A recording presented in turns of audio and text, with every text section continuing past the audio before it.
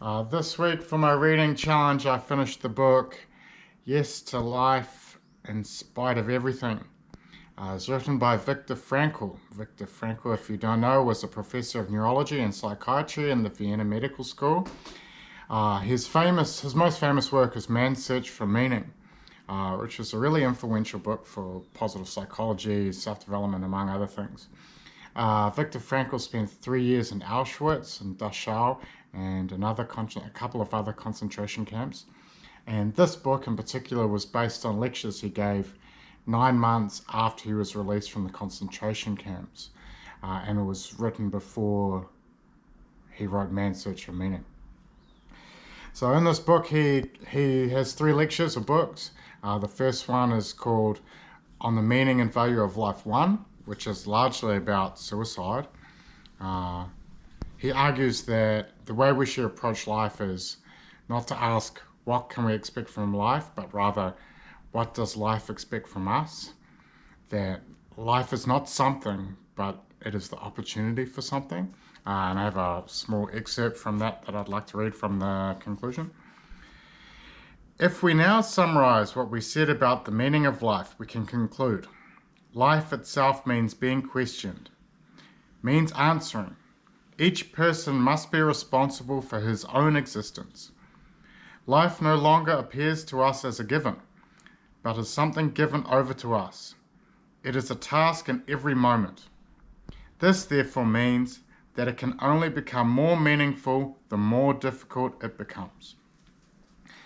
The second lecture is on Meaning and Value of Life 2, which is really about forced annihilation or euthanasia. So he discusses how suffering creates more meaning and our position in relation to suffering creates meaning. He argues that no one has the right to judge whose life is meaningful or not. And I have a small excerpt I'd like to read from that as well.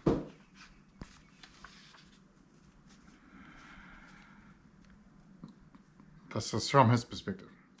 Just allow me to read you a passage from the letter of a mother who lost her child in the course of the notorious euthanasia program. Now, this is in reference to Nazis.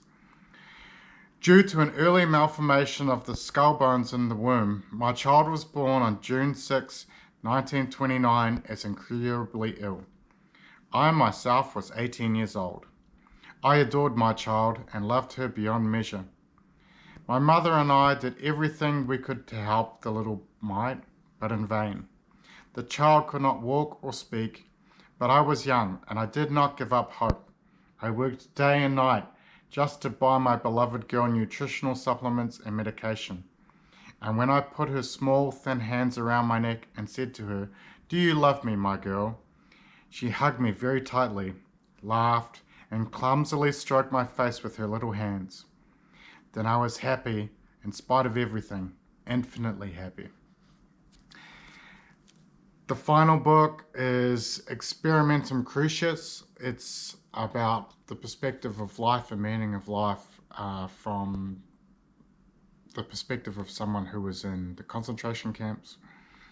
He talks about the joy of taking responsibility in life, focusing on our responsibility in life rather than thinking small thoughts of lacks. And I'll talk a little bit about that.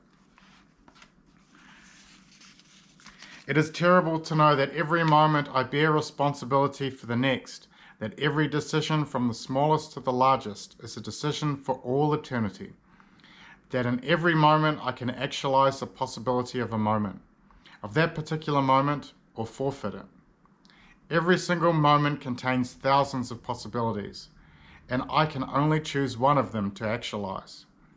But in making the choice, I have condemned all the others and sentenced them to never being, and even this is for all eternity.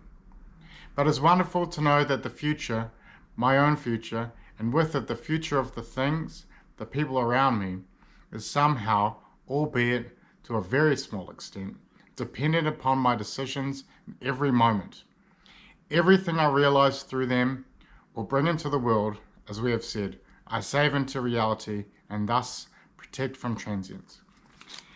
It's a really good read. It's really short. It's only 130 or so pages. It can be a little bit dense, but it's not too bad. Check it out. It's really good.